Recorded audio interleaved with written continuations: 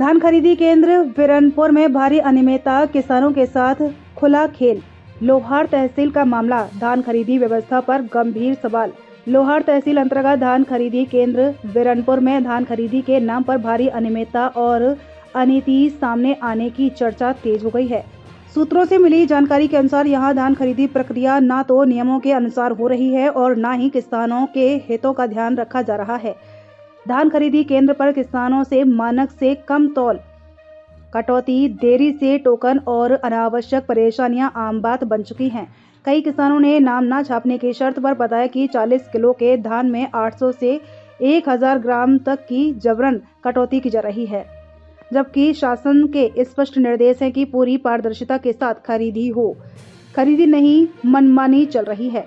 केंद्र पर मौजूद कर्मचारियों की कार्यशैली को लेकर भी सवाल उठ रहे हैं।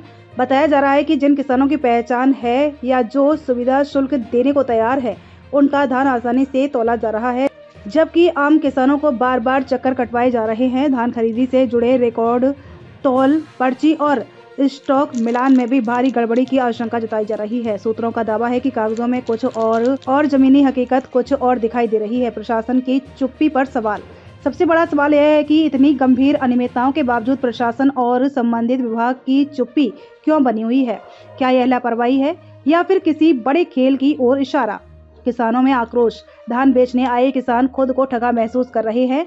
उनका कहना है कि सरकार जहां एक और किसानों की आय बढ़ाने की बात करती है, वहीं जमीनी स्तर पर बैठे जिम्मेदार अधिकारी और कर्मचारी किसानों की मेहनत पर डाका डालने से बाज नहीं आ रहे हैं। जांच की मांग। किसानों और जागरूक ग्रामीणों ने मांग की है कि धान खरीदी केंद्र बिरनपुर की उच्च स्तरीय जांच कराई जाए। दोषी अधिकारियों और कर्मचारियों पर सख्त कार्यवाही हो। तौल और भुगतान प्रक्रिया में पारदर्शिता सुनिश्चित की जाए।